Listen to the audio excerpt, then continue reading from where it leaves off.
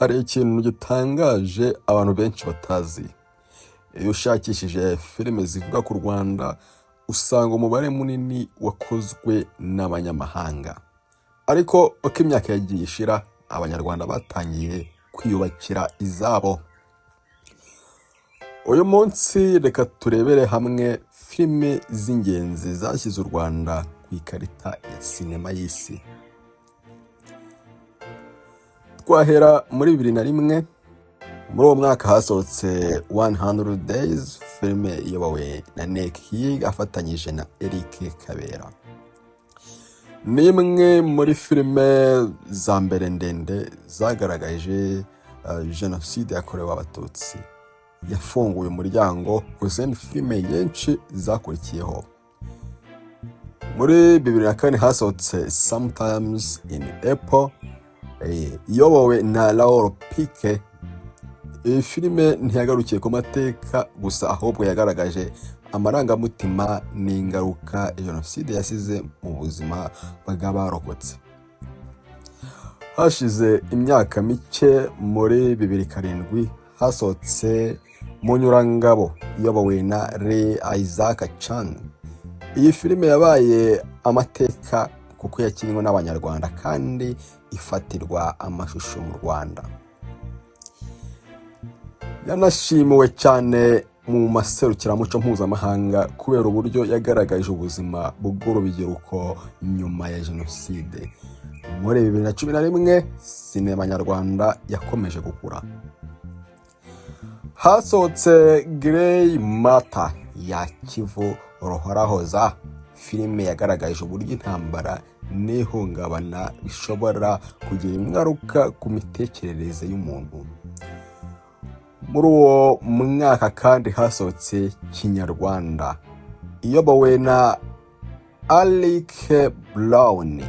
Nubwo yayobowe n'umunyamahanga, yakozwe n'abanyarwanda benshi kandi ivuga inkuru z'ubwiyunge n'imbabazi. Hari kandi Rise yakozwe na Muri Clementine Dusabe Jambo, umwe mu bagore bafite uruhare rukomeye muri sinema nyarwanda. Muri 2013 Joel Karekezi yasohoye The Mercy of the Jungle. Iyi filime ntabwo ivuga genocide, ahubwo ivuga ku ntambara yo muri Congo. Yatsindiye ibihembo byinshi ku rwego rwa Afurika. Byerekana ko sinema nyarwanda yatangiye kuvuga inkuru zitandukanye.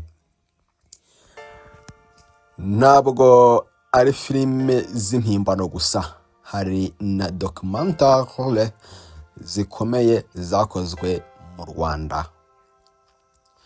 Muri izo harimo Keepers of Memory ya Eric Kabera, ivuga kubungabunga amateka ya jenoside. Harimo kandi urukurikirane rwa Annie Agnew rurimo Gacaca, Living Together Again in Rwanda. In Rwanda we say the family that does not speak dies, na My Neighbor My Killer. Izi documentary zagaragaje urugendo rw'ubutabera, ubwiyunge n'ubuzima bw'abanyarwanda nyuma ya jenoside. Ku ruhande rw'abanyamahanga hari filime zamenyekanye cyane. Hotel Rwanda ya Terry George niyo yamenyekanishije amateka y'u Rwanda ku bantu benshi ku isi. Nyuma yayo haje Shooting Dogs, A Sunday in Kigali, Shake Hands with David, The Day God Walked Away, n'izindi nyinshi zagarutse ku mateka y'u Rwanda mu buryo butandukanye. Hari na documentary nka Africa in Pieces, Kill Them All, Rwanda, The Hills Speak, Kigali, Image Again in Massacre, na From Arusha to Arusha yafashije isi gusobanukirwa amateka y'u Rwanda n'ingaruka jenoside yagize. Ariko ikintu cy'ingenzi kurusha ibindi ni iki? Mu myaka ya mbere inkuru z'u Rwanda zavugwaga hanini n'abanyamahanga. uyu munsi abanyarwanda ubwabo nibo bagenda biyandikira bakayobora kandi bakazigeza ku rwego mpuzamahanga.